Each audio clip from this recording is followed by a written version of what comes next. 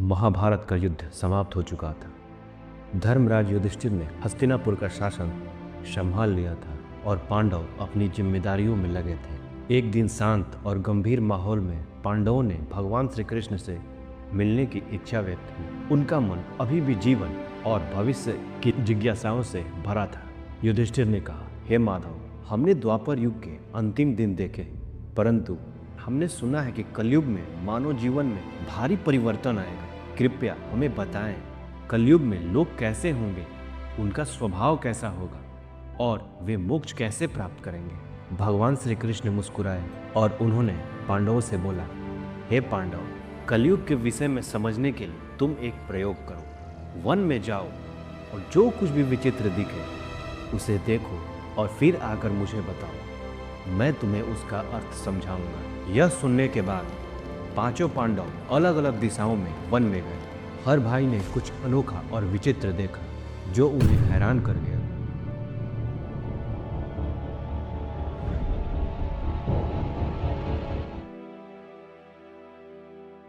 युधिष्ठिर ने देखा कि एक विशाल हाथी था जिसकी 2 सूंड थी। यह अनोखा दृश्य उनके लिए हैरान करने वाला था।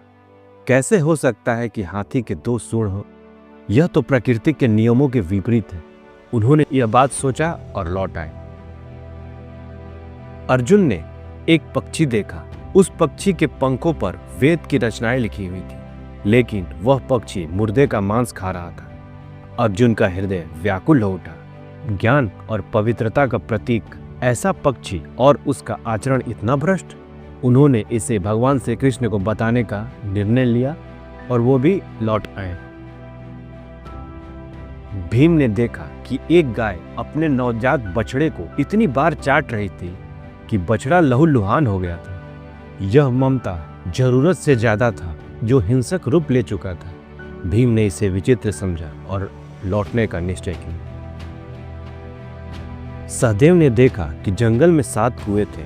चारों ओर के कुएं पानी से भरे हुए थे, लेकिन बीच का कुआं जो सबसे गहरा था पूरी तरह से सूखा था। यह उनके लिए आश्चर्य का विषय था और वे भी इस दृश्य को देखकर वापस लौट आए। फिर नकुल ने देखा कि एक विशाल शिला पहाड़ से लुढ़कती हुई नीचे आ रही थी। वह कई वृक्षों और शिलाओं से टकराई, लेकिन वह किसी से भी नहीं रुकी। अंत में जब वह शिला एक छोटे से नाजुक पौधे से टकराई तो रुक गई। नकुल इस दृश्य को देखकर हैरान रह गए और यह दृश्य देखने के बाद उन्होंने लौटने का फैसला किया। संध्या का समय था। पांचों भाई भगवान श्री कृष्ण के पास लौटे और अपने अपने अनुभव सुनाए। भगवान श्री कृष्ण ने मुस्कुराते हुए प्रत्येक घटना का अर्थ बताया। भगवान श्री कृष्ण बोले, हे युधिष्ठिर, कलयुग में ऐसे लोग शासन करेंगे जो दोहरे स्वभाव के होंगे। वे एक ओर से धर्म की बात करेंगे और दूसरी ओर से अधर्म का आचरण करेंगे। उनके वचन और कर्म में विरोधाभास होगा। समाज ऐसे ही लोगों का अनुसरण करेगा और सत्य को पहचानना बहुत कठिन हो जाएगा। इसलिए तुम अभी धर्म के आधार पर शासन करो, क्योंकि यह समय तुम्हारे लिए श्रेष्ठ है। अर्जुन के पक्षी का अर्थ बताते हुए भगवान श्री कृष्ण ने कहा, कलयुग में ब्राह्मण और विद्वान वेदों और शास्त्रों का ज्ञान तो रखेंगे, लेकिन उनका आचरण पतित हो जाएगा। वे धन, प्रतिष्ठा और स्वार्थ के लिए अपने ज्ञान का उपयोग करेंगे। ऐसे लोग दूसरों का शोषण करेंगे और अपने लाभ के लिए धर्म का दुरुपयोग करेंगे। भगवान श्री कृष्ण ने कहा, भीम, जो गाय तुमने देखी वह कलयुग के माता पिता का प्रतीक है। वे अपने बच्चों पर इतनी ममता करेंगे कि उनके विकास में बाधा डालेंगे। माता पिता अपने बच्चों को स्वार्थ और मोह में बांध कर रखेंगे, जिससे वे स्वतंत्रता और आत्मनिर्भरता नहीं पा सकेंगे। यह अति ममता उनके जीवन को रोक देगी, जिससे उन्हें आने वाले समय में बहुत से कठिनाइयों का सामना करना पड़ेगा। सहदेव के कुएं के बारे में भगवान श्री कृष्ण ने कहा, कलयुग में समाज में बहुत धनवान लोग होंगे, जिनके पास बहुत धन और संपत्ति होगी। उनके पास साधन तो होंगे, लेकिन वे आत्मिक रूप से खाली होंगे।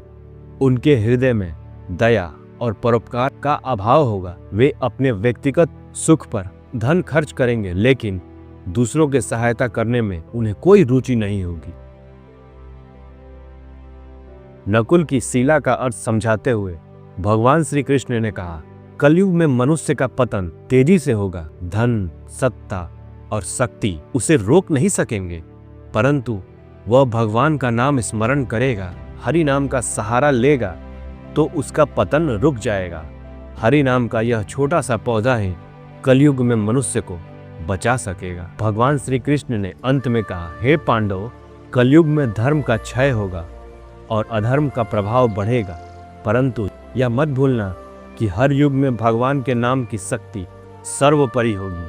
पांडवों ने सब सुनकर भगवान श्री कृष्ण को नमन किया और उन्होंने ठान लिया कि वे अपने जीवन काल में धर्म की स्थापना करेंगे और मानवता के कल्याण के लिए कार्य करेंगे। इस घटना ने पांडवों को केवल भविष्य की एक झलक नहीं दी, बल्कि यह भी सिखाया कि सच्चा धर्म, सच्ची भक्ति और परोपकार से ही जीवन का उद्धार संभव है। दोस्तों, अगर आपको यह वीडियो अच्छा लगा तो वीडियो को लाइक और चैनल को सब्सक्राइब करना न भूलें। आपका सुझाव हमारे लिए बेहद कीमती है, इसलिए अपना सुझाव हमें कमेंट बॉक्स में जरूर दें ताकि हम और भी बेहतर वीडियो बना सकें। अगली वीडियो में आपसे फिर मुलाकात होगी। तब तक के लिए खुश रहें, स्वस्थ रहें। धन्यवाद।